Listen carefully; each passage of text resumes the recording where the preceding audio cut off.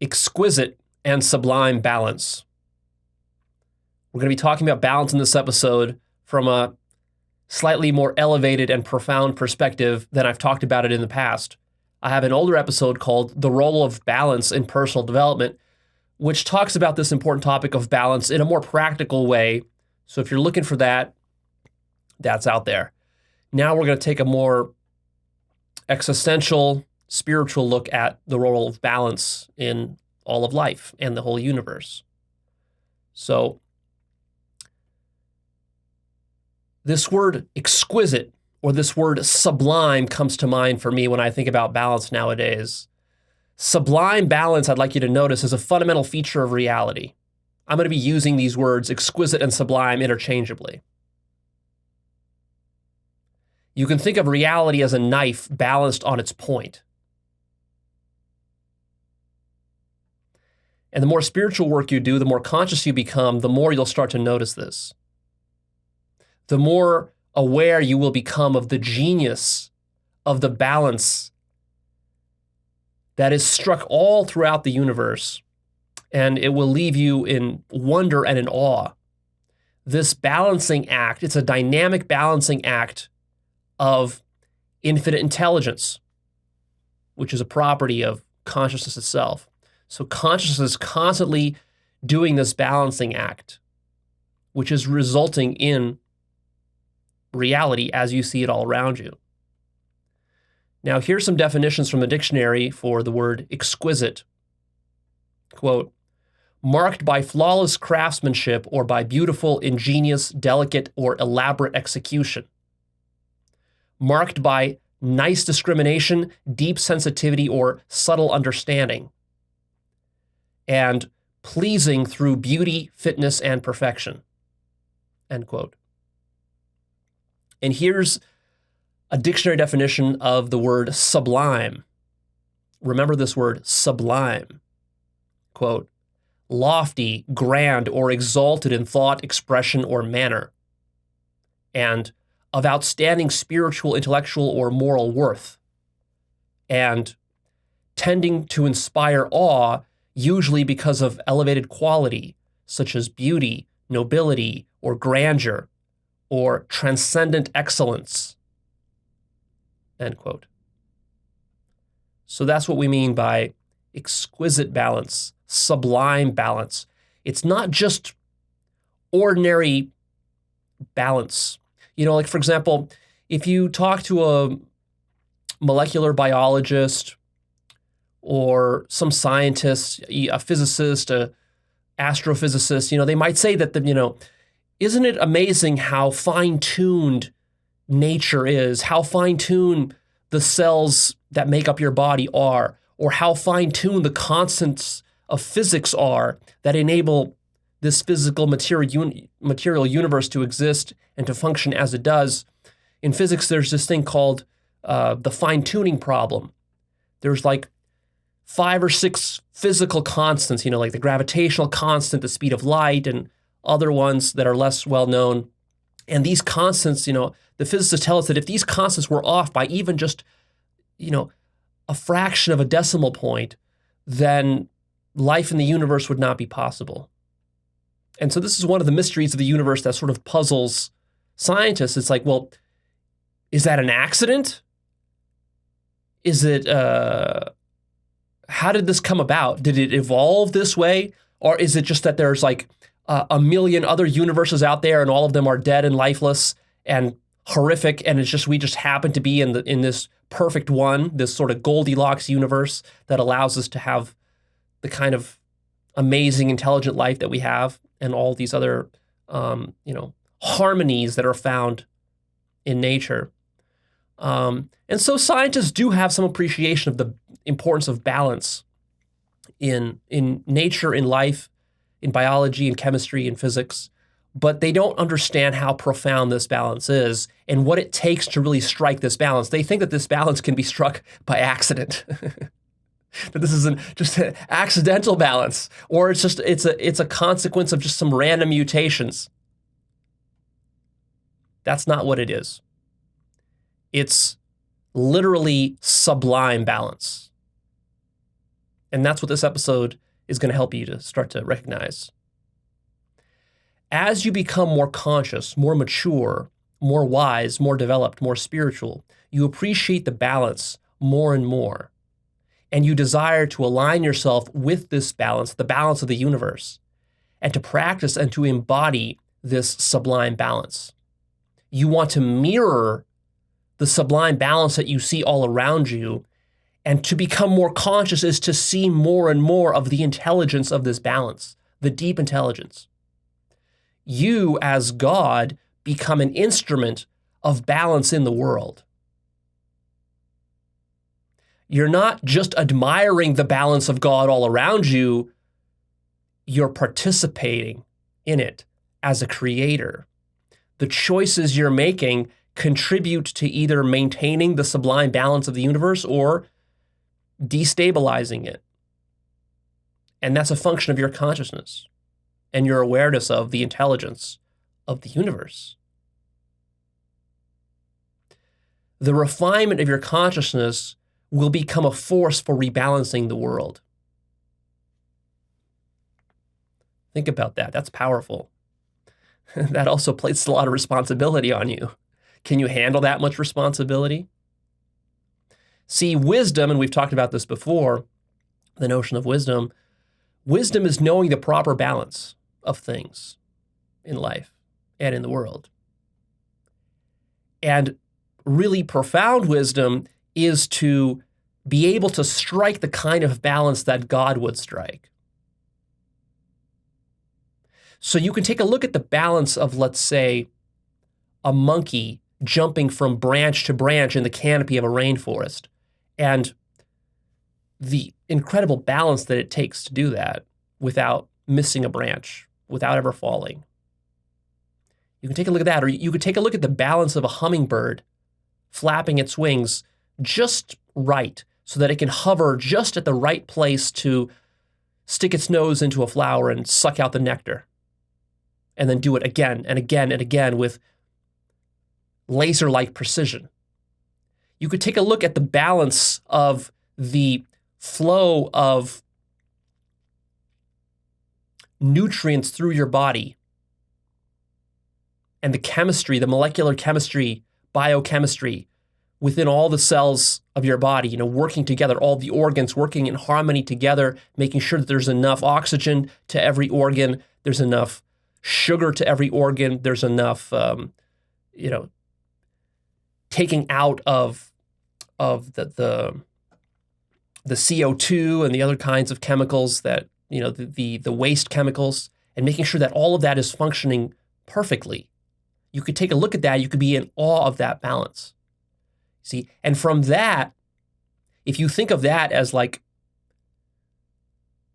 the balance of God's intelligence, God's intelligence is balancing all the cells in your body because you're not doing it consciously. Your ego is not doing it. It's universal intelligence that's doing it. But then in your personal life, you are making choices. Your ego is making choices. Who do you want to sleep with? What kind of food do you want to eat? What kind of job do you want to have? When do you want to go to sleep? When do you want to wake up? These are the balancing choices you're making in your life. How much porn to watch, how many video games to play, how much to meditate, how many videos to listen to, and so forth. All right, so you have a little bit of control over some of this stuff. And most people screw this up. Most people's lives are very, very out of balance, you should notice, including your own. You struggle to balance your own life. You struggle to balance your bank account. You struggle to balance your love life, your porn addiction, and all this other kind of stuff, right? So for you to be really wise, what that means is to balance your own personal life with the same kind of exquisite and sublime balance and intelligence that is balancing the cells in your body and the motion of a hummingbird and all the other examples that you can find throughout nature. So you can ask the question, how would God balance the situation? How would an infinite intelligence balance a situation?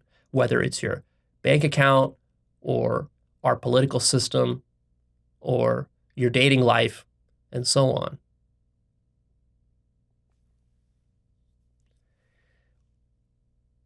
How would a system be balanced if it was balanced by a force that was omniscient, had infinite consciousness, infinite intelligence, infinite selflessness, infinite love, infinite goodness, and infinite lack of bias? What kind of balance would that kind of consciousness or intelligence strike? That's a very powerful way to think about balancing systems in the world and in your own life. You see, the fool, which is the opposite of a sage or a wise person, the opposite of wisdom is foolishness. The fool is unbalanced. Not only is he unbalanced, but also he lacks the vision to see the sublime balance all around him. So he takes the sublime balance of the universe for granted. He takes it as just accident. And he ends up veering too far into one extreme or another. And I've talked about the difference between wisdom and foolishness in my episode, What is Wisdom? So this dovetails with that. Part of what we said there is wisdom is about having keen discernment. And also wisdom is about knowing how to strike balance. Where does wisdom come from? Wisdom comes from intelligence. Wisdom comes from consciousness. God, being infinite consciousness and infinite intelligence, has the highest wisdom. And of course, the highest wisdom is selflessness and love. So how would your life look? How would the systems you're interacting with look if you balanced them with the kind of intelligence that God would use to balance nature? So, for example, the kind of extremes that the fool will veer into are the fool will want more money, more power, more sex, more food, more pleasure, more drugs, more fame, more cars, more houses, more boats and yachts, more parties, more sexual partners, a bigger business, more work, endless growth. These are the kind of extremes that the fool tends to fall into. The fool doesn't know moderation because the fool is driven by craving and attachment, and the fool doesn't see far enough ahead to see the problems and limitations with these excesses and extremes. So the fool turns into a cancer. This kind of attitude of more of everything becomes a cancer and ends up leading to the destruction of the fool. Because the fool doesn't know how to moderate himself, doesn't know when to stop, when too much of a good thing becomes too much of a good thing. There's something beautiful that is found within balance. When you see an acrobat balancing on a tightrope, 100 feet in the air, there's a beauty to that. When you see a hummingbird balancing perfectly to suck on a flower, there's a beauty to that. When you look at the molecular biology that is responsible for all living organisms, the way that DNA is replicating itself, the way that oxygen and CO2 is permeating through various membranes in the cells, and how hormones are regulated, there's a profound beauty to that kind of balance when it's working well. It can strike awe in you. That's not an accident. There is a connection between balance and between beauty. And the more conscious you become, the more you see the sublime balance of everything, and also the more beauty you recognize within the universe. Now, here's something to note, though, is that when I say balance, I don't mean that everything is equal or perfectly symmetrical. See, balance is a much more subtle notion than that, because there's also deep beauty in asymmetry. And the real trick of balancing the universe is that how do you balance asymmetries? There are many asymmetries in life and in the universe, so you can't just balance it simplistically by cutting everything down the middle. Some of the most beautiful things found in nature are balanced asymmetries. For example, the masculine and the feminine, they're asymmetrical, but they are balanced. See, it's easy to balance something symmetrical. Like you can take a yardstick, a long yardstick, and just to balance it on your finger, you just stick your finger right in the middle of it. That's easy. But what happens when you have an object that's not perfectly symmetrical? And it's not easy to find its middle point all the time, and yet you still need to be able to balance it somehow with everything else in the universe. Because you see, you could think of it this way. What God is God is the intelligence, the highest, most intelligence in the universe that is looking out for how all the parts of the universe are going to cohere together and function together as a whole. Now, you could take the position that such an intelligence doesn't exist and that the universe is just, made up of different parts and that are randomly coming together and just somehow fitting together, and somehow they all end up working without destroying each other. And that it just, just sort of happened by accident, that all these different parts and atoms and molecules and things and planets and galaxies, that they all just fit together, and they all just kind of cohere into a single thing we call the universe or reality. And somehow it just all works, and this is just by accident. That no intelligence went into designing this thing. You could hold that view. That would be the materialist position. Or you could wise up a little bit and have a few awakenings and realize that in order for all these diverse and asymmetrical parts and components to work together seamlessly without a hitch,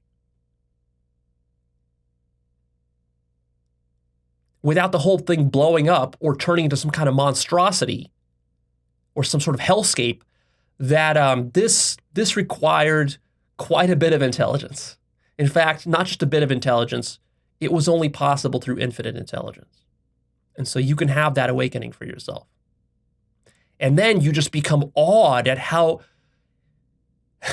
intelligent this consciousness was, that it was able to look at all the parts and balance them perfectly, even though the parts are so different. How do you balance, just think about the planet Earth. How do you balance all the animals living on this planet? There's like hundreds of thousands of different species. There's trillions of ants and cockroaches, and then there's millions of birds, and there's millions of reptiles, and then there's billions of humans on this planet. How are they all balanced together? Because you see, really think about this from a sort of like a very nitty-gritty micro perspective. You got to make sure that the oxygen that humans are inhaling and the CO2 that they're exhaling, that balances out with the exchange of gases between all the plants, all the blades of grass on this planet, all the trees, all the flowers, all the shrubs and bushes. This has to be balanced out because otherwise it couldn't be sustainable. Otherwise all the plants would die because they wouldn't have enough of the gases they need. Otherwise all the humans would die because they don't have enough of the gases they need. And then of course you have to balance all that out with all the nutrients. Like the plants need nutrients. They can't just grow just purely from sunlight. They also need nutrients. But then the animals also need nutrients, and the plants end up giving the nutrients to the animals. Then the animals, when they die, they become nutrients for the plants, right? So it's the cycle of life thing. And this has to be balanced across literally trillions and trillions of iterations across the whole planet. And that's just one planet that needs to be balanced within our solar system. Now, our solar system contains like 10 or so major planets, but then each of these planets have moons. We have one moon. But like a big planet like Jupiter or Saturn or Neptune, they can have 20 or more moons. They all have to be balanced in order to keep going round and round and round, right? Because if the planets were not perfectly balanced with the gravitation of the sun and also their moons and all the other planets in our solar system, then they would quickly deorbit and they would fly out of the solar system. Our whole solar system would fly apart. And yet here it's been. Our solar system has been around for many billions of years, going strong. The orbits are very consistent. How do you balance this? I mean, it's fucking mind-boggling when you start to think about it. And we haven't even gotten into the crazy balance that's going on within even just a single organism, just within your body. There are literally trillions of balancing chemical reactions that are happening right now in your body that are responsible for you just being able to decipher and decode the words that are coming out of my mouth. These are just noises, right? Noises within air. You're deciphering all this, and it's all perfectly balanced. Incredible, incredible the feat of balance that is happening here that everybody is just taking for granted, including scientists. And so far, all we've talked about is one single solar system, one star. You know how many stars there are in our galaxy, Milky Way galaxy? I think like over 100 million or even billion. I'm not even sure. There's so many. You start to get the M's and the B's confused. And then you know how many galaxies there are in the universe? There's like 100 billion galaxies that we've so far discovered. And that's just the visible universe that we know of. There's probably way more beyond that will be discovered in the not too distant future. So this is what we're talking about here. And notice that all of these are asymmetrical. It's not like all the animals are the same, all humans are the same, all the chemical reactions in your body are the same. No, there's like your body alone has asymmetrical organs. The heart is very asymmetrical relative to the kidneys, to the liver, to the brain, and so on. How do you balance all those? Very difficult thing to do. Requires infinite intelligence. A fool does not know how to balance asymmetrical things. This episode is not about telling you how to balance your diet or your finances so much. This episode is about helping you to reach a point in your consciousness where you can look at a hummingbird sucking on a flower and appreciate the sublime balance and intelligence in it. To be able to zoom out and to see the intelligent balance in human conflict and war, in human societies, in ecosystems. Reality is a landscape in which asymmetrical forces are constantly balancing themselves out, which would not be possible without this profound intelligence. And ultimately, the point of this episode is to reach a point of consciousness where you see the perfection, the absolute perfection in the balance of the whole universe. You can actually have an awakening to that, to the perfection of this balance. It's not just a pretty good balance. It's not just an amazing balance. What will really blow your mind is when you realize it's an absolute perfection of balance. It's absolutely perfect. And of course, the only way this perfection can be struck is with infinite intelligence. Can you see this? Most humans are blind to it because they're too self-absorbed and they take it all for granted. They're just busy surviving. They're not seeing the bigger picture of what's happening here. So from now on, you're going to train yourself to see this. You're going to notice it and you're going to label it. You're going to see that hummingbird flying past you, sucking on a flower, and you're going to say, oh my God, that right there is an example of sublime balance. Wow, that's amazing. Look at the intelligence at work in this hummingbird. But of course, not just this hummingbird. You're going to take this kind of perspective on everything you see in nature, but also within mankind too. And that's even more of a challenge because you can kind of intuitively get it when you're out in nature, although most people still don't. But those of you who are a little bit more sensitive can intuitively see the sublime balance found within nature, within hummingbirds, and so on. But then where you don't see it is within the realm of human affairs, within politics, within government, within war and conflict that is going on around you. All the imperfection, all the human bullshit. This seems like a contradiction to the sublime balance of the universe. And yet it isn't. But it takes a really careful eye to be able to see that. Part of the problem is that you're so close to it, you're so enmeshed in it that you don't have enough objectivity to see the balancing act that is going on and its perfection. I have 2 older episodes called Holism and Holistic Thinking, Part 1 and Part 2, where we talk about holism and health, and we connect those two together. Very important series of episodes. Make sure you go watch that if you haven't yet. But now I want to draw your attention to the fact that health and holism and balance are all deeply connected. Health means to balance between all the parts of a system. That's what health is. When all the parts in your body are balanced, you have health. And when something is out of balance, you have dysfunction. You have sickness. You have disorder. You have cancer. You have death. The same thing in your car. When all the parts in your car are functioning as they were engineered and designed with intelligence, they aren't working against each other, but with each other in harmony, then you have a well-functioning car that can take you places. But as soon as the parts start working against each other, now you have dysfunction. Now your car breaks down. Now you need to go get it fixed and get stuff realigned. You see how this works? Goodness, beauty, and health is a certain kind of balance between all the parts in a system. Whereas ugliness, evil, disease, and pathology is a certain imbalance where one part tries to dominate or monopolize all the other parts, where it comes into friction with all the other parts. And we could say that the system is self-interfering. It's interfering with itself. It's at odds with itself. It's contradicting itself. That's profound. You can think of evil as simply being one finite part of infinity, the universe, trying to act as though it were all of infinity, trying to monopolize it, to dominate it, to work at odds with all the other parts in the universe.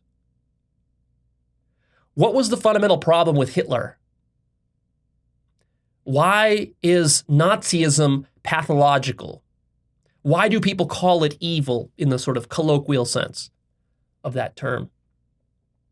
Well, fundamentally is because it was one country that got so out of hand relative to all the other, countries around it, all of its neighbors, that it tried to dominate it, and it tried to go at odds with the will and agenda of all the other countries in such a manner that it became completely pathological and it had to be destroyed. Either it was going to destroy all the other countries or the other countries were going to destroy it. And so, in a sense, you could look at all of World War II as just a balancing out of various kinds of geopolitical forces, ideological forces, economic forces on the continent of Europe. And then, of course, it spread to the rest of the globe as well, because you can't just confine these kinds of things just to a single continent anymore. The world is becoming globalized. So humanity is way too globalized for these sorts of conflicts just to remain local conflicts. It cascades. The effects cascade through the entire human network to all the continents. Everybody was touched by World War II. Even people living in remote places in Africa were still touched in some way by World War II. Because everything in the universe is connected to everything else. Pretty profound, huh? So how is any of this useful? Well, here are some of the practical takeaways, the action steps you can actually start doing to implement this in your life. So it's not just philosophy. Start to actively look for balance and to appreciate balance everywhere you're living your life, whatever you're doing, whoever you're interacting with, the machines that you're using, the computers you're using, the animals around you. Start to appreciate the balance. Start to appreciate the balance in your own body too. Or lack of balance, maybe. Develop a keen eye for balance and imbalance. Notice when things are in balance and notice when things are out of balance. Surround yourself with balanced people. Have you noticed? One way to adjudicate between different qualities of people is how balanced is the person mentally, physically, emotionally, spiritually, financially. And the people who give you the most problems in your life, what are these people? They're imbalanced people. Mentally, emotionally, financially, spiritually, they have all sorts of addictions. They're prone to violence and anger. These are unbalanced people because they have unbalanced minds. They subscribe to all kinds of twisted, pathological ideologies that corrupt their mind and then lead to unbalanced lives. Of course, practice becoming more balanced yourself. That's ultimately what this is about. You're going to be seeing the balance out there in the world, but then also you're going to be learning the lessons from nature and elsewhere of great examples of balance. And then you're going to be adjusting your life and your body and your mind and your emotions to also be in harmony and in balance. And then you're going to be adjusting not just to be in balance with your own self and your values and so on, but then you're going to be adjusting to balance yourself and the organizations that you're a part of to the larger collective whole that you're a part of, which is the society, your company, your country, and ultimately the globe. And start catching yourself when you get out of balance. So this is a distinction you can make. Like, you can ask yourself right now, am I in balance or am I out of balance? It's a very simplistic distinction. Of course, balance is much more than just a binary of yes or no. Are you balanced? Are you unbalanced? There's many gradations and degrees of balance.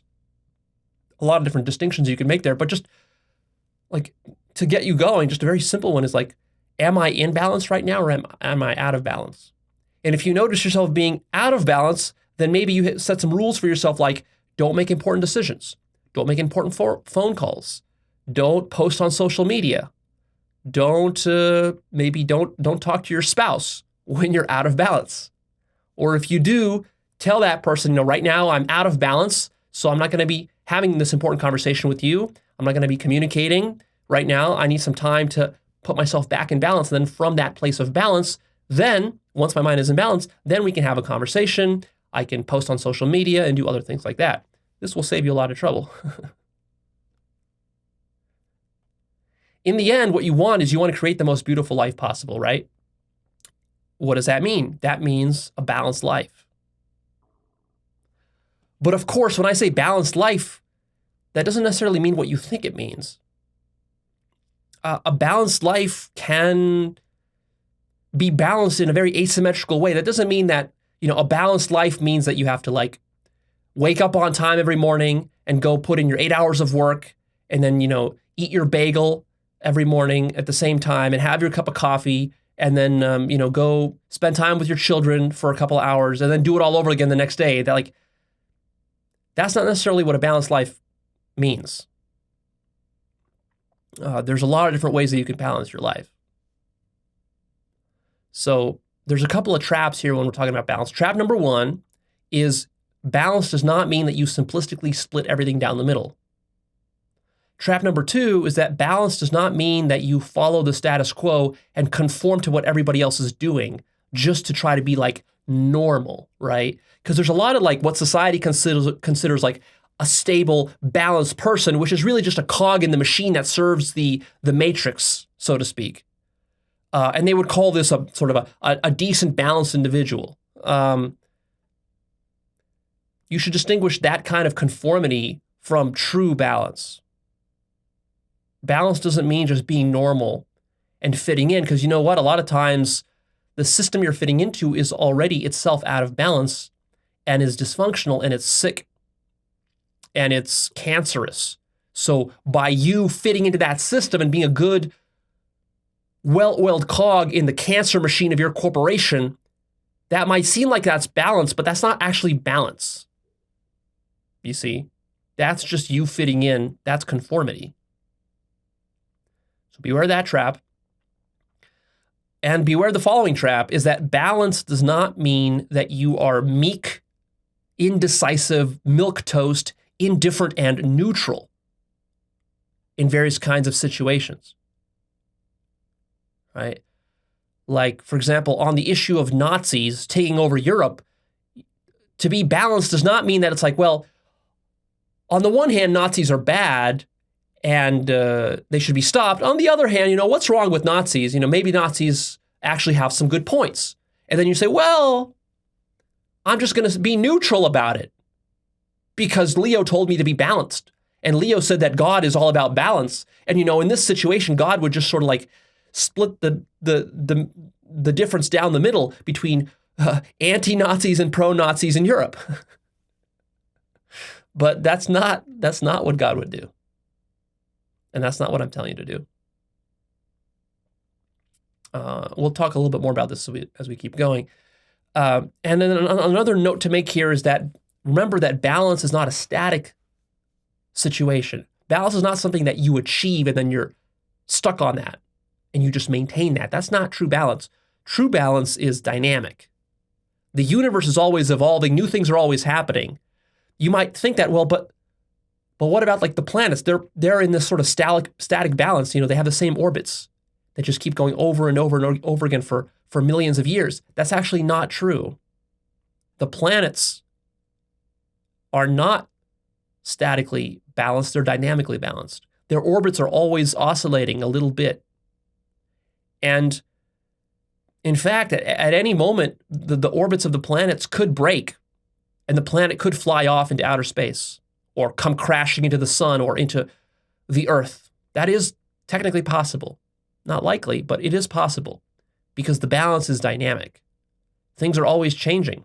And eventually, all the orbits of the planets, they will all break down and collapse because eventually, the sun will turn into a red giant. That will change the gravitational fields. That will probably alter the various kinds of orbits. Eventually, the sun will probably explode or implode, depending on its mass and so forth, and the particulars of all that. Eventually, there will be a black hole or there will be a white dwarf or some other sorts of thing will happen with the sun. And as that happens, the gravity of the whole solar system will shift around. Moons will fly off, crash into each other. Planets will fly off.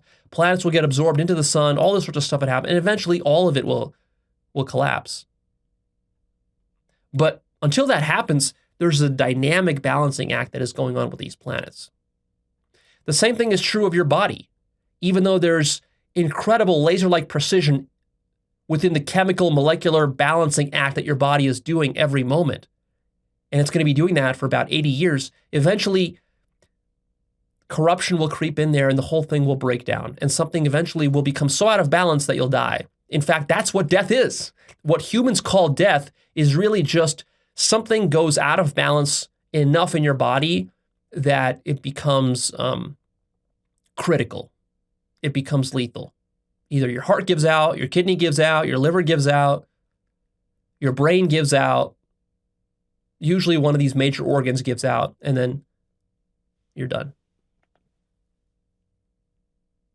So God is the intelligence that balances between all the finite parts of itself. Because reality, the universe, has to be a unity. All these parts have to be working together. All these parts, what unites them all is that they all have to exist. Existence is the unifying force of everything. So how do you get all these asymmetrical finite parts to coexist together in a way that is not monstrous, in a way that is beautiful, that is harmonious? How do you do that? Well, that's the only job of God, you might say, is to sort out that problem. That's a very big problem. Requires a very big intellect to solve that problem. Notice you have parts within your psyche that are out of balance with themselves. You have parts in your business which are out of balance with themselves. Notice you have parts within your society that are out of balance with themselves. Notice you have people in your life that are out of balance with your values and your goals and your life purpose that you've set for yourself. These are just a few examples of the way that things get out of balance for you personally. And notice that all these situations, when they're out of balance, they lead to great suffering in you, great misery and dissatisfaction with life. On the other hand, when all these things are in balance and in harmony, that's what you call happiness. Profound, huh?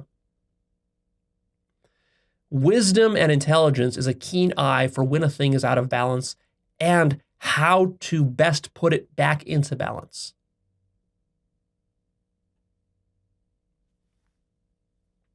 And this is a tricky thing because it's non-algorithmic. There is not a simple formula for how to balance everything in the universe, or even just your own psyche, or your circle of friends, or your business, or your society. How do you balance these things? That's the real question. There can be no rule book. There can be no simple 10 commandments that can tell you how to balance society. You can have principles and rules of thumb, but in the end, the problem is so fine-grained. It goes down to all the way to the atomic level. You see, the balancing act has to happen at all orders and levels of the hierarchy, of the, actually, better to call it a holarchy. We've talked about holarchies in my episode called What is a Holon? Go check out that one. So how do you balance all the holons in the infinite chain of being that is the universe? Well, you got to start at the very subatomic level. That shit has to be balanced, because if you don't balance it there, the corruptions and imbalances will cascade up the entire holarchy. So you got to balance it at the atomic level, subatomic level, then the atomic level, then the molecular level, then the biological level, then at the sort of macrobiological level, at the evolutionary level, at the species level, at the level of cities and societies and families and countries, right? And then the entire planet, and then solar systems and galaxies, and then the whole universe. It has to be simultaneously balanced at all scales. Do you see how monstrous of a challenge this is? What kind of intelligence this requires? You can barely balance your fucking bank account. It's hard for you. You can barely balance your diet. You can barely balance your media intake, given your human level of intelligence. See, the human brain is the most intelligent thing that we know of on this planet. We think we're so intelligent. And yet you can't use these hundreds of billions of calculations and neural connections that is happening just in your head, in one single human head. That is not enough to balance even the food you put in your body. You struggle with that every day. Think about the kind of intelligence that is required to balance every single scale and order of the holarchy, down to infinity and up to infinity, and to have it all perfectly balanced so it doesn't fly apart. It's insane. It's an insane level of intelligence. Now you might say, but Leo, in the past you've said reality is perfect, absolutely perfect. So if it's absolutely perfect, isn't that a contradiction?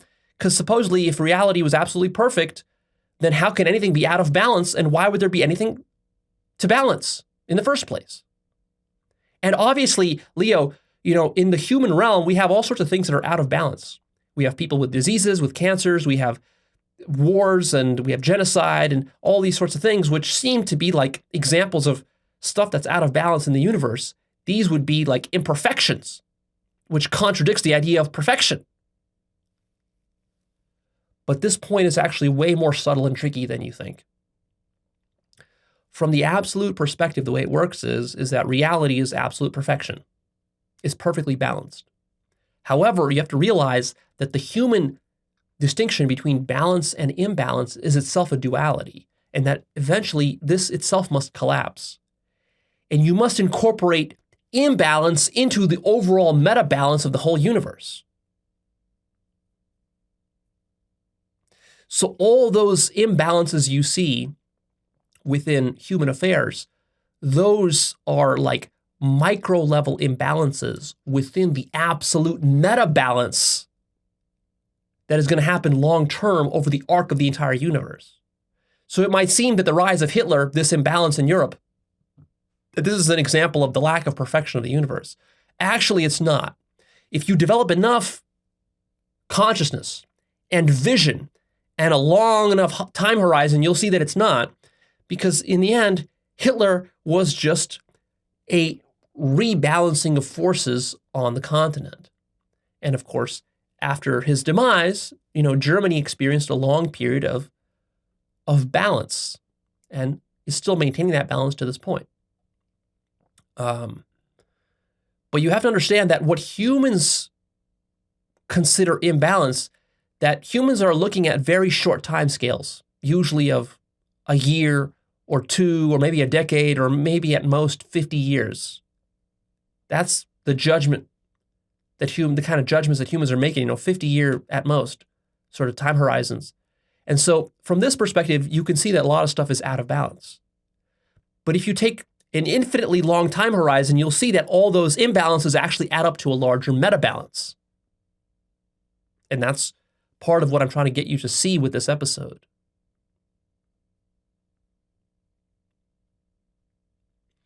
Remember also that you are part of God.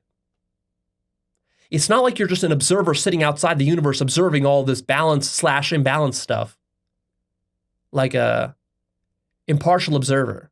No, you're entangled with the affairs that are happening on this planet and with the whole universe for that matter. You're entangled with God at a fundamental level. So the decisions you're making or not making, the decisions you're stalling on, go see my episode, How to Become More Decisive, for more on that. Most people are just stalling on making decisions. But when you're not making a decision, you're still making a decision. You're making a decision not to act. And so that is a part of the entire meta balance that is happening in the universe. And also, your mind's ability to recognize imbalance is part of the meta process that God is using to balance and create absolute perfection. You see? So, for example,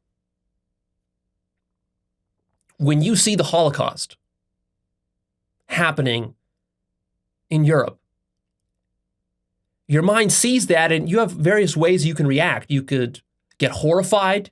You could become moralistic about it and condemn Hitler and all that. You could go fight a war over it, or you could choose to do nothing. You could turn your eye to something else. You could say, oh, well, that's not my responsibility. You see, and when you're doing that, you're participating in the balancing act.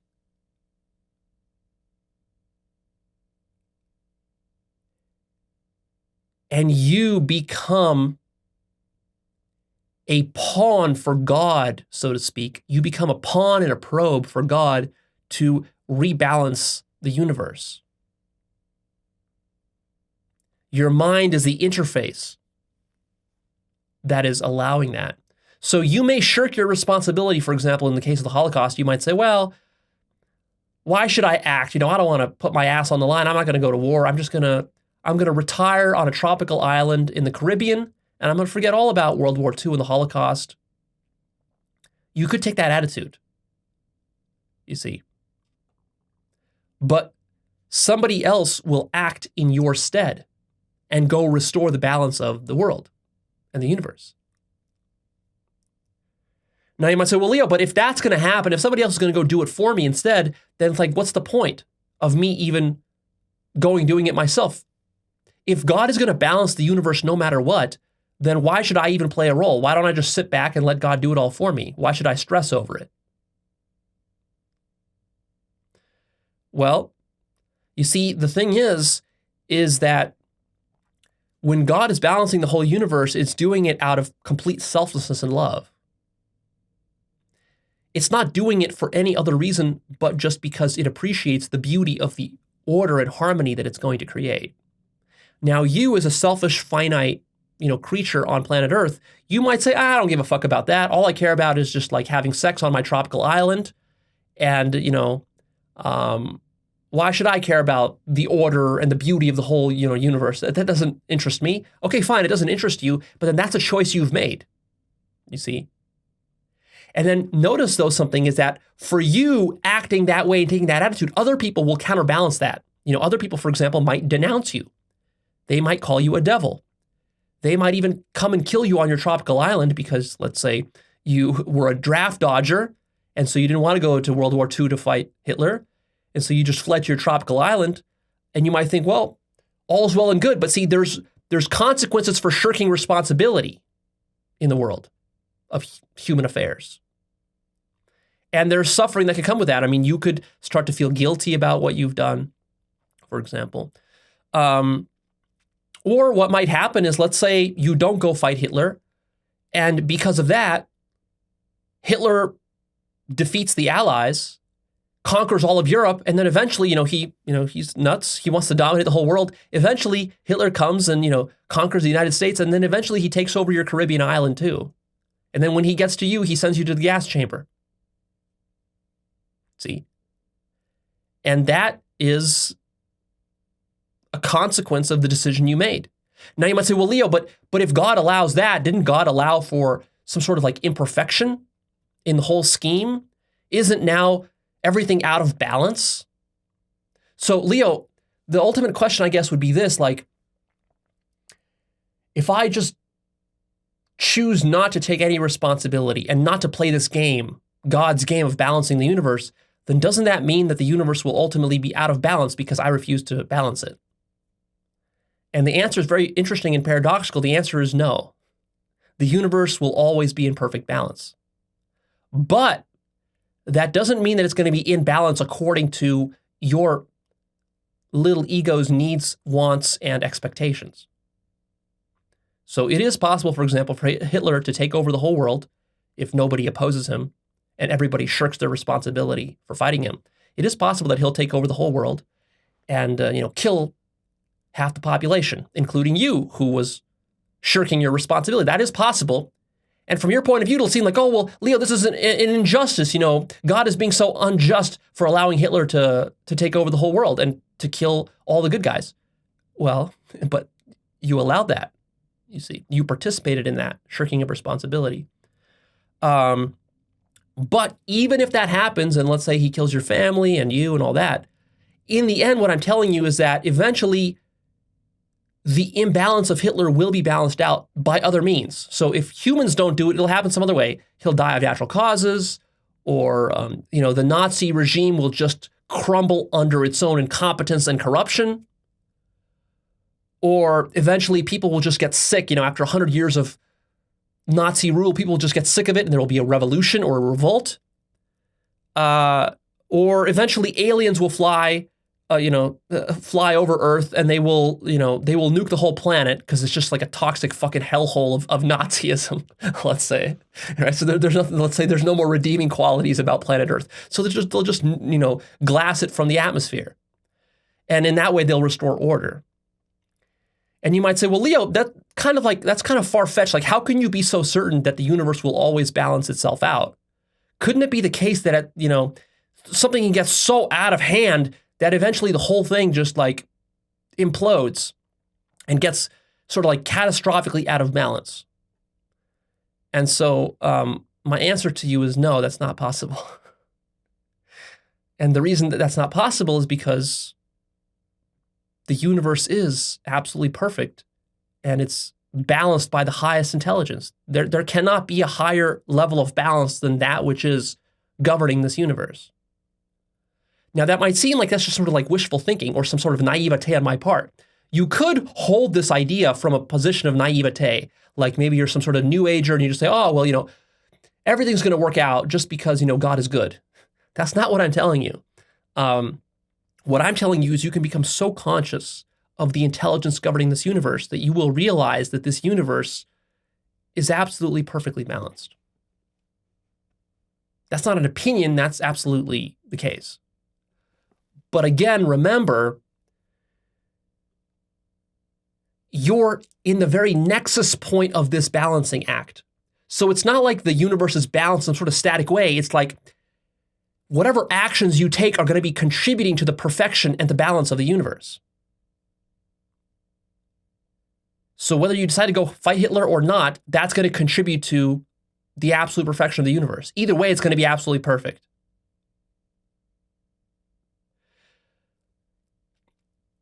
Now you might say, well, Leo, but if it's going to be perfect no matter what, then doesn't that mean that the perfection is meaningless? Because if the universe is perfect, whether there's Hitler in it or not, then what is the point of even calling it perfect at that point or balanced? It seems like it's just kind of like a word game. You're just ascribing perfection to anything at this point, which defeats the point of calling something perfect. Well, here's the trick, though, is that your notion of perfection is relative perfection, perfection with the lowercase p, whereas the perfection I'm talking about the awakening to absolute perfection, perfection with the uppercase P. That literally means that no matter what happens, it's perfect. Nothing happens but absolute perfection. You could also talk about balance with a capital B, absolute balance. That means no matter what happens, that's what absolute balance is.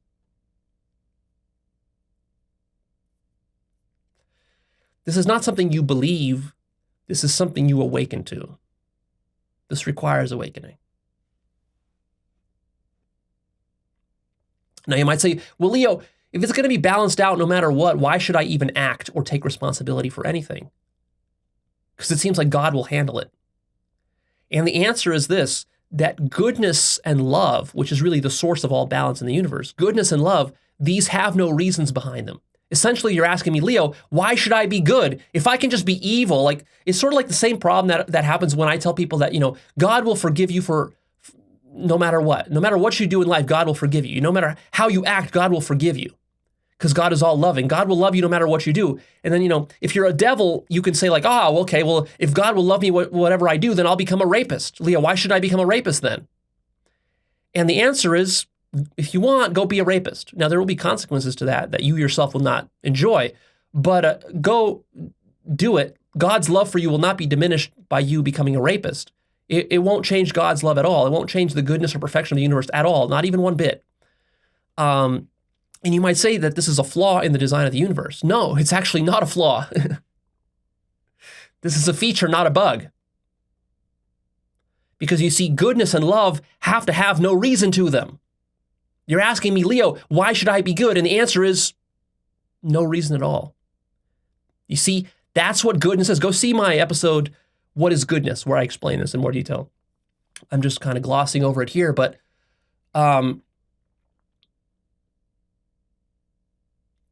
goodness has to be done without reason, without compulsion. If you're compelled to do good for some kind of logical reason, then you're actually doing it out of selfishness, which is not good. That's evil. Goodness has to be selfless. Love has to be selfless. They're synonymous with each other. Goodness, love, selflessness, these are all synonymous. So there's absolutely no reason why you should seek to balance the universe as God would try to balance it. But in not doing so, you actually end up hurting yourself because you're acting out of selfishness. And the only reason to balance the universe sublimely, exquisitely, is simply because you recognize that you're God and that you want to be good, that you want to be love, and that being selfless is the ultimate joy of existence, and that you want to align yourself with selflessness. And if you align yourself with selflessness, the more you align yourself with selflessness, the more you will naturally want to act in a way that balances out and harmonizes all the parts of the universe. So you're not doing this balancing act out of a sense of selfish need. You're doing it out of no need whatsoever, simply because you enjoy the beauty of the harmony that your actions will create in the world. Which is, in other words, to say that now you're fully aligned with the motivation that God has behind balancing the entire universe. See, you might ask, Leo, why is God balancing all these things in the universe? Why? It seems like a lot of work. Why doesn't God just relax and let the whole universe go to hell? And the reason is because it doesn't cost God anything, because God is selfless. God has no needs. So when you're selfless, you have no needs, and you're all loving and you're infinitely intelligent, what are you going to do? You're going to balance it out for the benefit of everybody else. So God is balancing out the whole universe for the benefit of everybody in the universe. And that is God's love for you. That is God's gift to you. Ta-da! Now, if you want to be an ingrate, you can take all that for granted, and you could behave like a devil, and you could shirk your responsibility and be a selfish asshole. You can totally do that, and that's fine, and it won't affect God in the slightest. It will affect you, though. There will be consequences for you, and for those around you, there will be consequences, which probably you won't find very pleasant. But you can do that. Or you can choose to align yourself with love and goodness and intelligence and wisdom and act responsibly as an instrument of God within the universe to help balance it out, simply because you love the harmony that it creates. These are your choices. You act as a vehicle to restore balance in the universe, not because you need to, not because someone is forcing you to, not because the Bible tells you to, but because it simply pleases you to do so. And there's nothing more worthwhile for you to do in the world. Got it? But be careful, because there's a trap here. Here's the trap. This notion of being a vehicle for the restoration of balance in the world can be very dangerous in the wrong hands, because the ego can take hold of this idea and then use it to justify all sorts of crusades. And that's exactly what low consciousness, egotistical, and quote unquote evil people do. Is, for example, Hitler justified the Holocaust as a restoration of balance in the world. You see how twisted this gets? Here we are talking about Hitler as being an imbalance, but Hitler saw himself as being a restorer of balance in the world, because he thought that there are too many Jews and the Jews were an imbalance in the universe. So by killing them, he thought he was restoring balance. You see how twisted this is? When bin Laden orchestrated 9/11 and sent, a dozen hijackers to crash jets into the World Trade Center, you might say, well, we see that as imbalance and a cancer on society. Terrorism is a cancer on society, but a terrorist sees terrorist actions as a restoration of balance in the world. Do you see that? The 9/11 hijackers, when they were crashing those jets into the World Trade Center, they were completely convinced, right up to the last second of their lives, that this was the greatest act of restoration of balance in the world. And in a certain sense, they weren't wrong. That's what's so twisted about this. You see, because balance with a capital B, absolute balance, the meta balance of the entire universe, includes this action of 9/11. It includes that. It includes the Holocaust. So this requires a lot of maturity to accept, because most people don't want to think of the Holocaust or 9/11 as a restoration of balance in the universe, and yet they are. Not of a local balance, of a meta, infinite balance, right? Because if you look at it from a local perspective, then the Holocaust and 9/11, these were imbalances. And again, the notion of what is balance or imbalance, these are relativistic notions, right? Go see my episode, Understanding Relativity, Understanding Relativism. So this is a very relativistic idea. And when humans talk about balance and imbalance, this is a duality, and this is a relativistic notion of balance and imbalance, right? It's relative. What's a balance to me might seem like an imbalance to you. So that's the challenge here, the trick. But from God's point of view, which is the absolute point of view, there's no such thing as imbalance. There's only balance. What that means is that everything that humans consider imbalanced is actually balance, just seen from a higher perspective. Nevertheless, the trap here is that it is possible for you to convince yourself that you are creating balance in the world by actually doing devilish things, by killing people, by raping people, by doing genocide, by doing terrorism, by stealing elections, by bombing abortion clinics.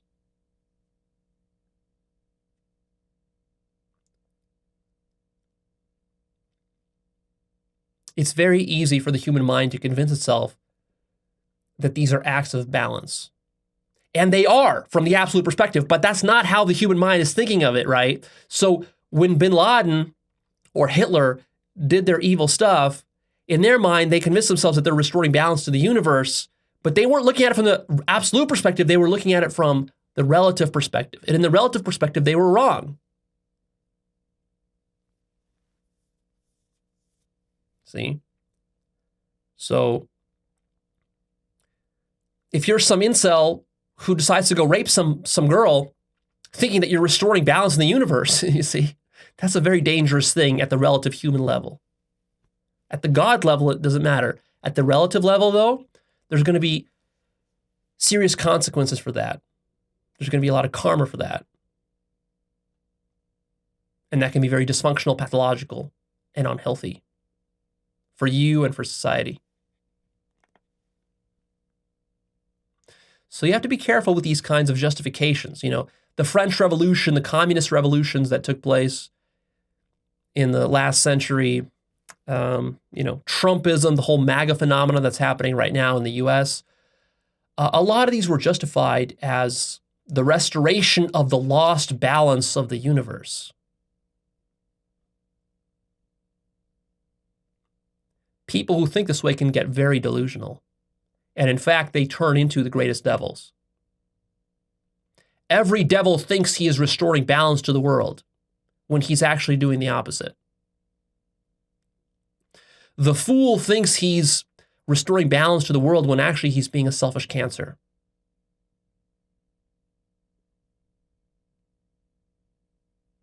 So be careful about that. This is a huge trap.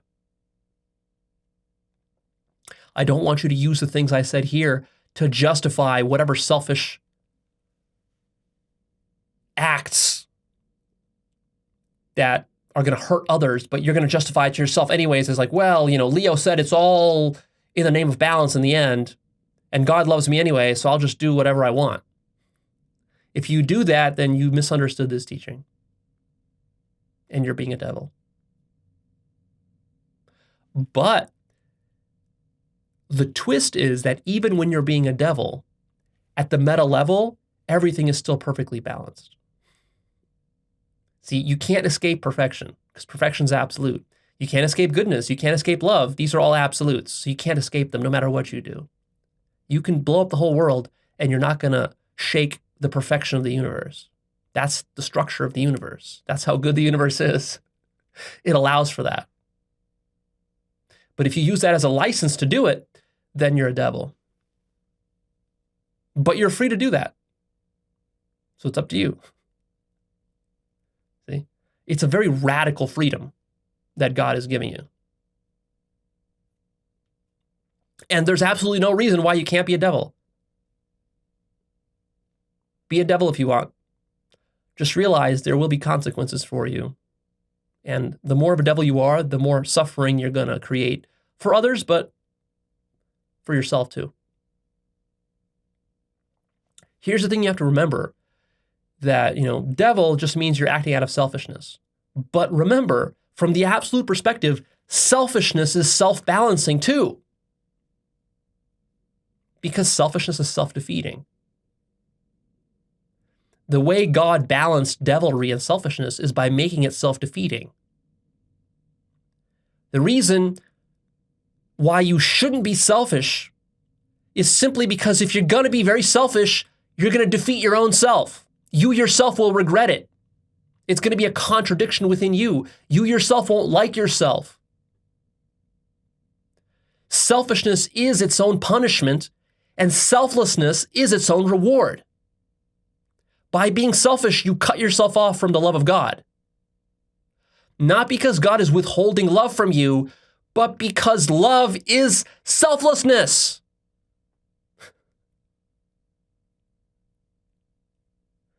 It's tautological. It's not that God is withholding itself from you. It's that by being selfish, you are cutting yourself off from God. God himself cannot help you when you decide to be selfish, because God is selflessness. God's help is selflessness itself. It's not that God is going to help you by giving you a bunch of money. That's not how God helps you. God helps you by making you selfless. You think the help you need is you need more sex and money. That's not the help you need. The only help you need is selflessness.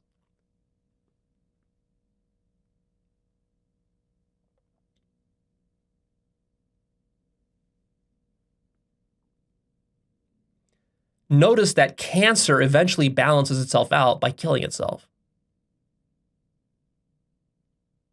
That's the genius of God's design. That's the intelligence that's at work. Like,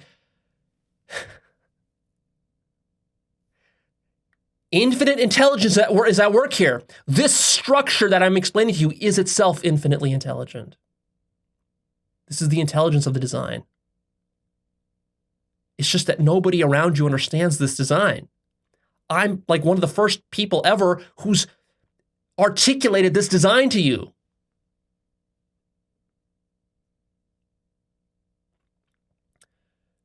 You could think of it this way. What is God? God is a perfectly self-balancing system.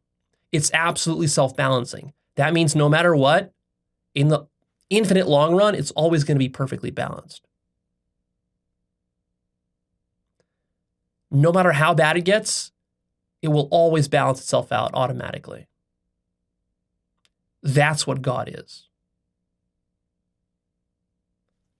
Ta-da! How could such a system exist?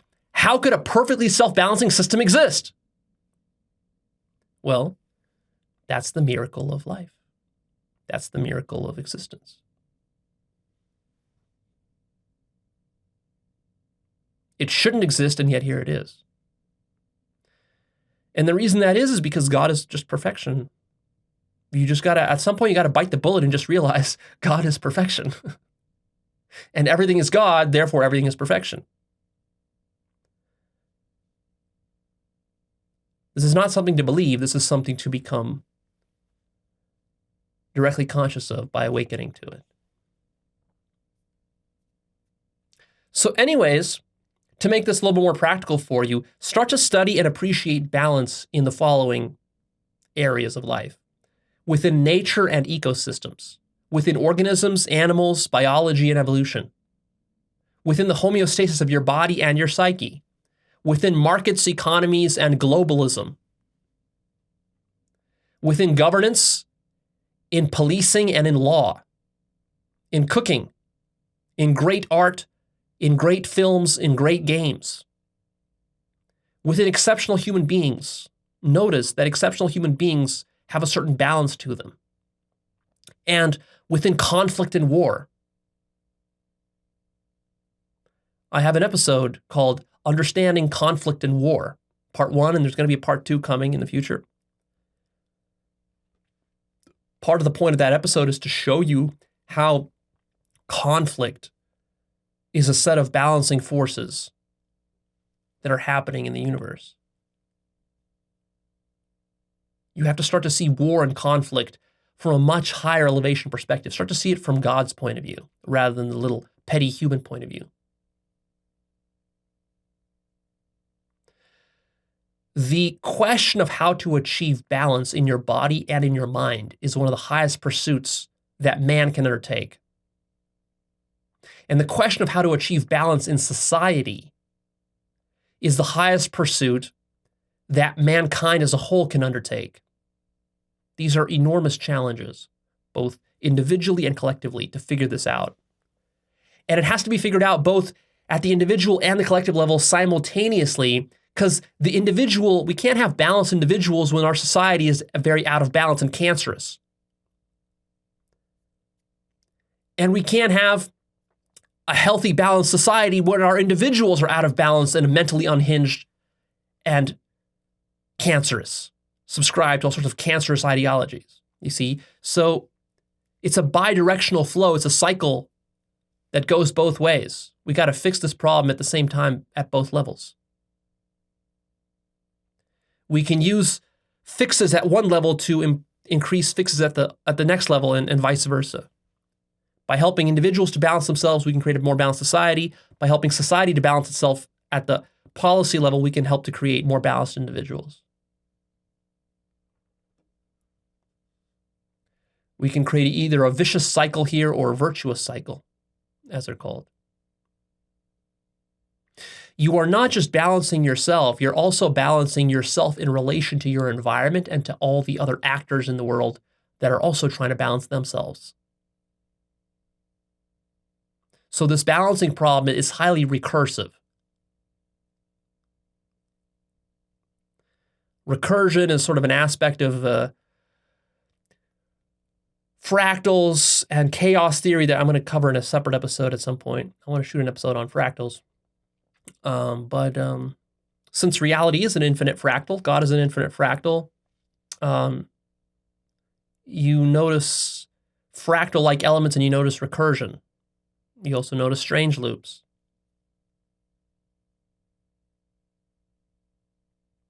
So this is the art of good living.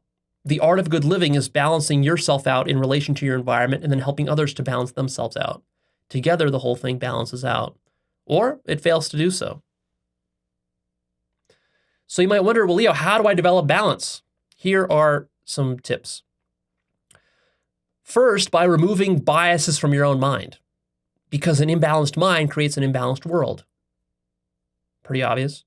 That's why I stress bias a lot, this topic. I've talked about it. Go check out my episodes, Understanding Bias. Go check out my episode, Self-Bias, where I've talked about that a lot.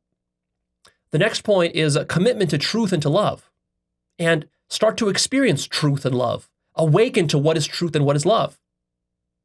That's going to help to develop balance. The next point is experimentation, trial and error, and massive experience. I've talked about this in my episode, Exposing Yourself to More Experience. Go check that episode out. The more you fail and the more intention you put on learning the lessons from your failures, and you put yourself through a process of massive experience, this allows you to fall out of balance and then find your balance again, fall out of balance, find your balance again. It's sort of like practicing surfing or practicing on a unicycle. How do you get good at surfing or unicycling? By practicing it a lot, failing a lot, and allowing yourself to fall out of balance. By falling out of balance in a conscious way and observing it, you learn how to be in balance. You learn the things that are causing you to fall out of balance. You learn how to correct for them. You learn how to anticipate them and preempt them so that you don't have to actually fall over to know that you're about to fall over, right? Like if you're on a unicycle, if you're good at it, you've fallen over so many times that you're so sensitive, your mind is so sensitive, your consciousness is so sensitive to any force that is pulling you to fall over that you counteract that force and you maintain balance. That's literally what you're doing on a unicycle or a surfboard or anything else that requires a similar, you're doing the same thing when you're walking, even when you're standing. That's what your subconscious mind is doing when you're standing, which a baby cannot do. The next point for developing one's balance is develop an eye for beauty, harmony, peace, fairness, health, and holism. Really, what we're talking about here is aesthetics. Balance has an aesthetic quality to it. It has the ring of harmony. When you're listening to a balanced, perfectly balanced song, it's a harmony. It's very harmonious. When you're looking at a beautiful, perfectly composed painting by some great master, it's got a harmony to it. It's got a certain aesthetic to it. You can hone your intuition. You can hone your eye for these aesthetics. And you can use that to create balance. It's hard to kind of articulate exactly not how to develop it, but like what it means to have an eye for beauty, to have great taste. God has great taste. If you want to become more godlike, develop great taste in art. Learn to see beauty, recognize beauty. You can do that. You can train yourself. Artists do this. I've been doing this my whole life. I've been doing graphic design, other sorts of things. I've been training my eye for seeing beauty and having taste for several decades.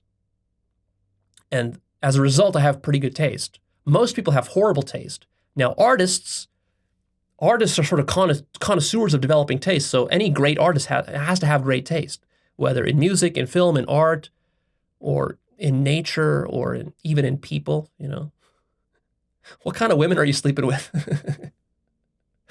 Most of my friends, they sleep with some horrible looking women.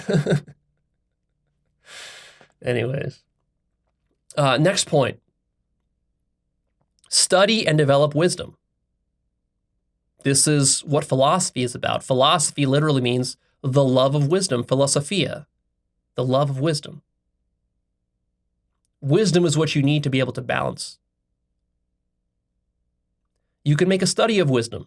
You can read wise sages. That's what I did. That's how I basically started this whole journey, is I just had an intuitive attraction towards wisdom. So I read wisdom books. I read the classics. I read Greek and Roman philosophers. I read Marcus Aurelius. A lot of wisdom in that book. That book basically teaches you how to maintain balance. Marcus Aurelius' Meditations I'm talking about. But basically, this is the function of philosophy in its sort of highest level sense. The other way to develop balance is to study imbalance. Study error, study blunder, study catastrophe. For example, study the errors of science. Study the errors of religion. Study the errors of politics. Read history and look at all the imbalances throughout history, whether it was war or geopolitical conflicts or genocide or the Spanish Inquisition, the witch trials, McCarthyism, Nazism, communism. We have a rich history to mine for imbalance. There have been so many minor imbalances within history, human history, that you can study from that and learn those lessons, so you don't have to make the same mistakes. The next way to develop balance is think independently. Think through things by yourself rather than just following groupthink. A lot of the worst horrors throughout human history were imbalances that happened due to imbalances in culture and the way that human beings thought in herds. This leads to market crashes. This leads to speculative bubbles. This leads to toxic ideologies like communism and Nazism.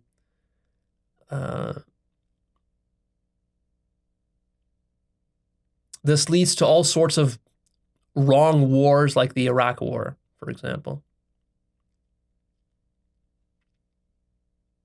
This is largely the consequence of groupthink, because people were not thinking independently for themselves.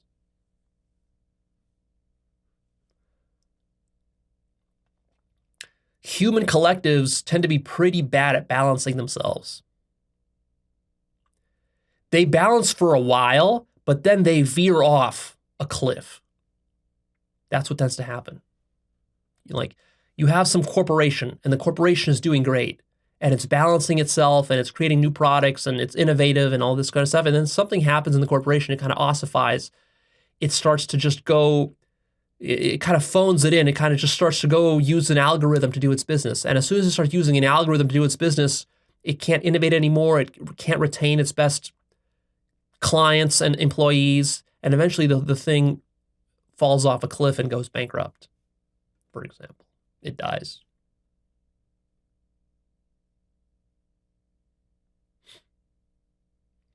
And a lot of times that happens just through groupthink, because people are no longer thinking innovatively and creatively for themselves the way that the founders of the corporation did. They start taking that for granted. They think they can just use an algorithm and they can stop thinking.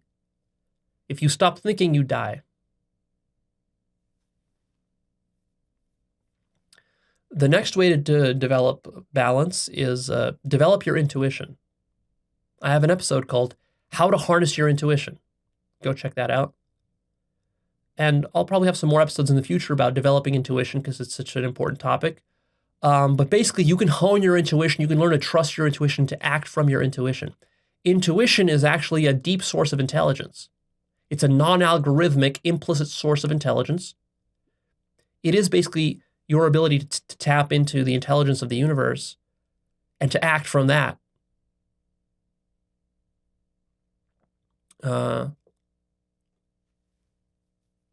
In a sense, this is the secret of how God does it. God does it through a sort of an infinite intuition. So when a human is tapping into intuition, you're getting a little bit of a tip of the iceberg of God's infinite intuition.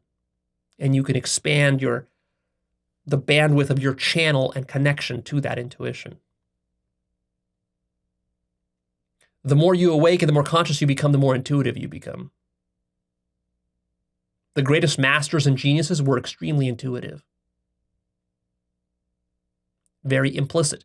Go check out my episode, Explicit versus Implicit Understanding. This connects with that. The next point here for becoming more balanced is handle your basic survival cravings and needs. It's hard to be balanced and wise when you are lacking shelter, food, sex, basic human intimacy, and what are other things you feel like you need, basic amount of money. Go check out my episode called Burning Through Karma. Basically, you want to burn through as much karma as quickly as possible by satisfying your cravings and needs and then transcending them. So you can go beyond the survival needs into the being needs, where you can even start to care about things like balance and beauty and creativity and intuition and intelligence and awakening and consciousness and God and love. You don't even care about these things when you don't have your basic cravings somewhat satisfied. So handle that. Don't get too obsessed with metaphysics and spirituality if you can't pay your electric bill. Figure that out first. Figure out your health problems. If you've got serious health problems, fix those first before you go about worrying about spirituality and God. Fix your diet. Fix your drug addictions. Figure that out first. There's a sort of order of operations here, which is called otherwise Maslow's hierarchy of needs. Go check out my old episode called something like How to Develop Yourself Using Maslow's Hierarchies of Needs, where I talk about this point.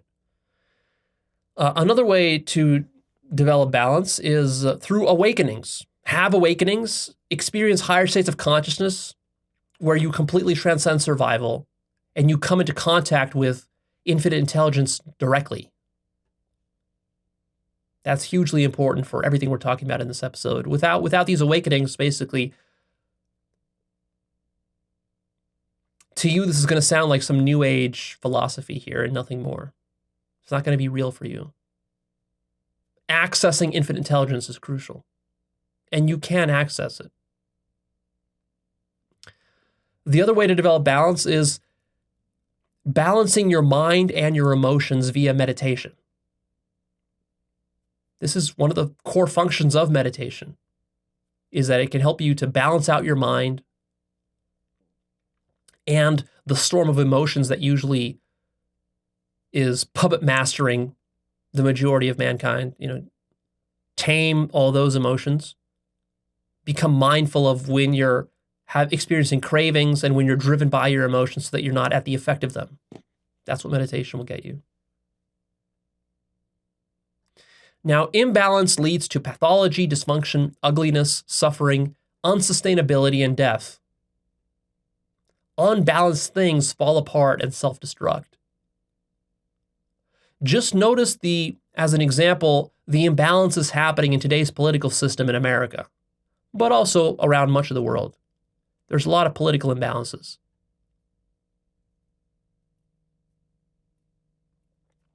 What's interesting is that the devil has a backwards view of balance. To a devil, imbalance seems like balance, and balance seems like imbalance. Because, see, the devil isn't interested in balance. The devil is interested in imbalance towards his own agenda. The devil wants to skew the political situation, or whatever the situation might be, wants to skew the situation in his favor because he's selfish. Just to care about balance already requires that you have a lot of selflessness. Because if you're just maximally selfish, why would you care about balance? You don't want fairness. You just want goodies for yourself. That's selfishness 101. To even care about balance requires a clear and unbiased mind.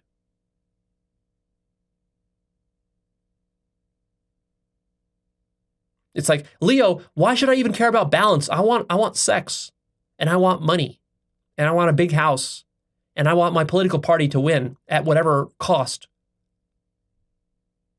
That's going to create a much better life for me than trying to balance some sort of abstract, global system. That's how a selfish mind thinks. Notice how bias creates imbalance. So notice the deep connection between imbalance and bias, which we've pointed to a lot in the past. To care about balance within a system requires caring about more than just yourself.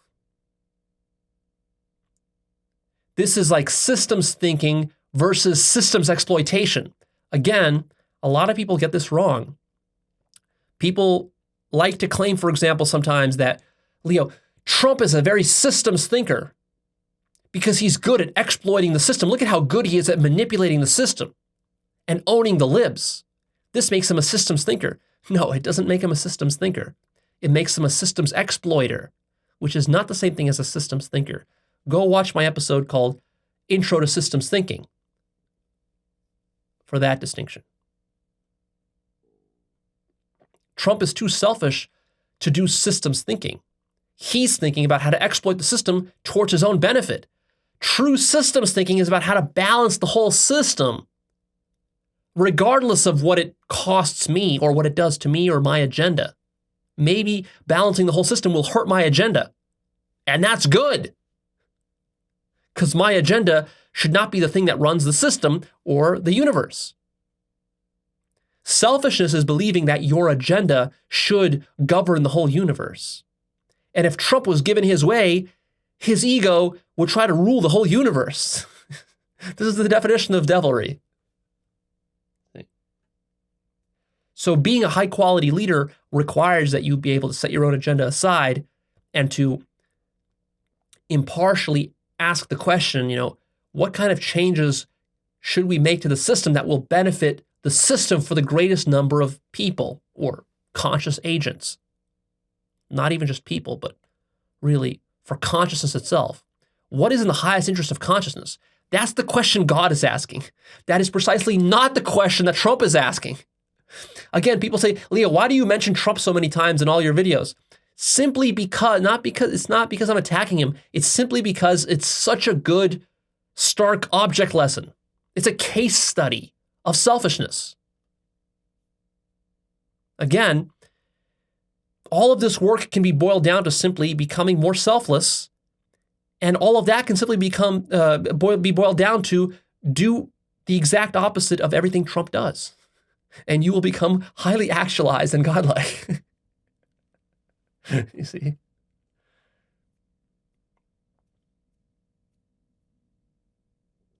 If you are too selfish and too biased, your actions will create imbalance in the universe as you try to gain advantage for yourself at the cost of others.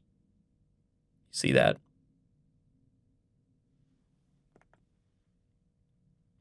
Here are some examples of the ugliness and the out of balance that can happen commonly in your life. All the time you'll see this in your life. With your diet, for example. With the information ecology and with what's going on right now with media. With social media. Look at social media companies chasing to try to maximize clicks and view time and profits. The sort of the TikTok-ification of the internet. YouTube right now is in a process of getting TikTok-ified. Instagram is getting TikTok-ified. And look at how ugly and out of balance this is becoming. Kids' minds are being corrupted and poisoned by this TikTokification of our social media system. Our information ecology is being poisoned with all sorts of conspiracy theories and ideologies and anti-mainstream narratives and other kinds of nonsense. Take a look at drug addiction, or really any addiction, as an example of the ugliness of being out of balance. Drug addiction is your perfect example. But there are so many other kinds of addictions. If you're jerking off 10 times a day, look at how ugly and out of balance your life is.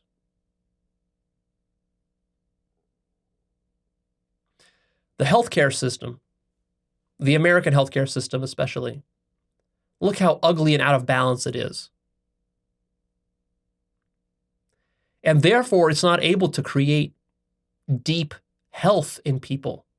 Because remember, health equals holism and balance. So if the healthcare system itself is out of balance because it's corrupted and skewed by corporate interests and big pharma lobbying, trying to sell you drugs and opioids, and trying to maximize profits, this all corrupts the ultimate objective of health. Because what's being cared about is not health or the health of mankind. What's being cared about is profit margin mostly. How about the example of capitalism, corporate lobbying, and how resources and money are distributed throughout our societies? This is the epitome of ugliness and being out of balance. Look at the income inequality. Look at the disparity between what CEOs are being paid and what their employees are being paid. This sort of late-stage capitalism that we're seeing everywhere around the world, in all the developed nations. This is the epitome of imbalance. And then look at the kind of imbalance that causes in our environment. Environmental destruction, pollution, global warming, heavy metals in our drinking water, in our fish, the overfishing of the oceans, and how out of balance this is becoming and how ugly it is. The way we do factory farming, the kind of nasty pesticides that are put into fruits and vegetables, how ugly and out of balance this is. And then when you ingest those heavy metals and toxins and plastics and pollutants and antibiotics and stuff into your body, this causes your whole body to get out of balance, which causes a host of autoimmune disorders, which are very common now. Thyroid disorders and all sorts of, there's like at least a couple dozen different kinds of autoimmune disorders, maybe even up to 100 different kinds of autoimmune disorders that are very common these days. Where's that coming from? Well, it starts with industry and pollution, which comes from late-stage capitalism, which then goes through our food supply and drinking supply, and then eventually gets into your body and then corrupts your brain, your body, and your mind. Of course, look at the ugliness of American politics right now, the ugliness of MAGA and Trumpism. Also, look at the ugliness of the socialist left. There's ugliness there too. It's also out of balance. Look at various sorts of transgender ideologies, non-binary ideologies. I'm not saying there's some validity to it. There is, but also it's gotten taken way too far. It's gotten very out of balance. You know, when people are creating dozens and dozens of custom gender pronouns and all this kind of nonsense, this is creating imbalances in our society. And conservatives are correct to be worried about this. Now, does that mean that the conservatives are right in, their transphobia? No, I'm not giving license to transphobia here, but you should notice that the kind of gender problems that society has been having over the last, let's say 10 years, you should see ugliness and imbalance in that. And I don't just mean transphobia. Obviously, transphobia is ugly and imbalanced, but I also mean just people going overboard with defining their own genders and expecting others to play ball and to just think that it's all just kind of arbitrary. It's not so arbitrary. It's also creating imbalances within that masculine-feminine polarity dynamic that otherwise is beautifully balanced. It's creating imbalances there. Look at the rise of movements like, the incels and the black pill and red pill, stuff like that. some of the extreme forms of feminism. Again, these are happening because there's imbalances between people are really not being taught very well how to embody the masculine and how to embody the feminine. And from this, there's gender confusion going on, and there's people who can't get laid, who are, becoming incels, who are getting frustrated over that. Because men are not being taught how to be men, and women are also not being taught very well how to become women, by which I just mean masculine and feminine. Take a look at the economy and the bad financial management that's going on, the imbalances in the economic system.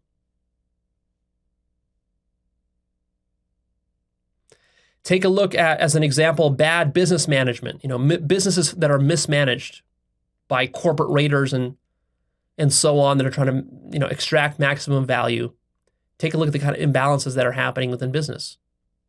Take a look at the imbalances that are happening within your specific industry. Like maybe you're working in the healthcare industry, or you're working in the food industry, or you're working in the pharmaceutical industry, or the computer, Silicon Valley industry, the internet industry, the social media industry, whatever industry you're in. Take a look at imbalances within your industry as a whole. That's a good lens to look at it from. Every industry has its own kinds of imbalances. Take a look at our education system and universities, how badly out of balance and ugly they are becoming now. Also, in a sense, corrupted by late-stage capitalism. And when I say late-stage capitalism, that does not mean that socialism is the solution necessarily.